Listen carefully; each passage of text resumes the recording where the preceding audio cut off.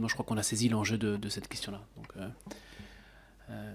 Monsieur Testé et Madame Murch. Alors, Oui, Monsieur le Président, j'ai eu la réponse à mes interrogations dans l'exposé très clair en préliminaire de Monsieur Sirinelli. c'est pour ça que j'avais déjà anticipé avec Madame Murch.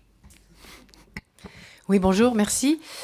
Je voulais vous interroger, c'était peut-être un petit peu plus léger, sur les livres numériques et sur les livres audio. En fait, c'est une évolution potentiellement très positive, à la fois parce que on les utilise de plus en plus, que ce soit pour les gens à l'audition, enfin à la vision vieillissante, donc pour tout un panel de la population, mais aussi pour les modes de transport sur lesquels on utilise de plus en plus, ou alors pour les personnes malvoyantes pour qui ça existe depuis longtemps.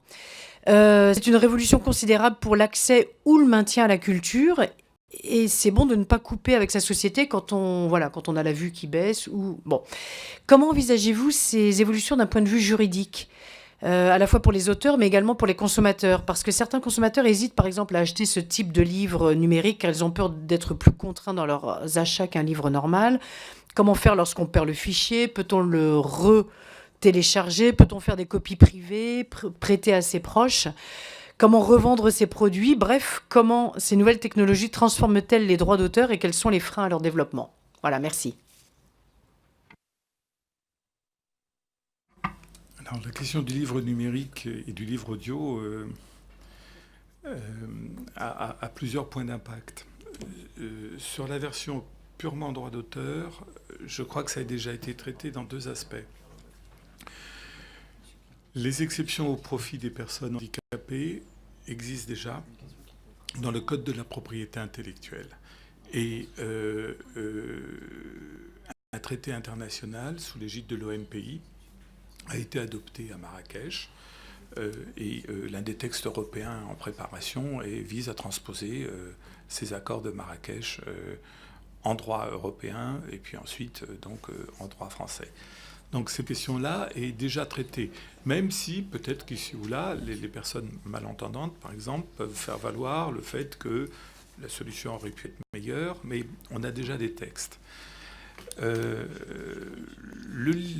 livre numérique, dans son versant contrat d'édition, a également été déjà traité, puisque cette assemblée... c'était une ordonnance. Le ministère de la Culture avait élaboré une réforme du contrat d'édition qui a été faite dans le cadre du CSPLA. Le fruit de cette mission, où il y avait une rencontre entre les auteurs et les éditeurs, a débouché sur l'élaboration d'un texte qui a été visé par le Conseil d'État, qui vous a été proposé il y a 3-4 ans sous forme d'ordonnance.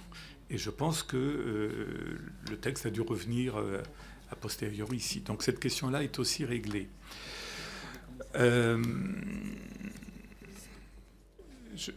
Je crois que la solidarité nationale doit faire que ces œuvres-là doivent être rendues accessibles aux personnes handicapées.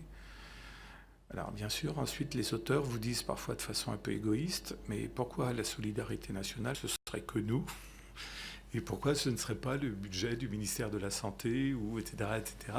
Pourquoi c'est à nous qu'on demande de faire l'effort?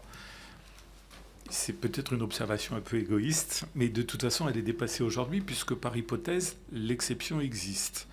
Alors, il est encore une fois toujours possible de l'améliorer. L'exception existe. Elle n'existe pas au profit des personnes. Elle peut être mise en œuvre simplement par des associations qui représentent ces personnes handicapées et qui trouvent des solutions pour rendre ces œuvres accessibles. Au CSPLA, il y a un représentant des personnes handicapées qui pose régulièrement la question d'une amélioration possible du texte. Bon, ça, c'est techniquement toujours possible. Mais je peux qu'abonder dans votre sens, mais je ne vois pas, si vous voulez, à part sur quelques modalités, ce qu'on pourrait faire de plus. J'ajouterais, c'est totalement personnel et hors de propos, j'ai une mère qui est handicapée et je suis ravi de pouvoir lui apporter des ouvrages audio qu'elle peut écouter alors qu'elle ne voit plus rien du tout.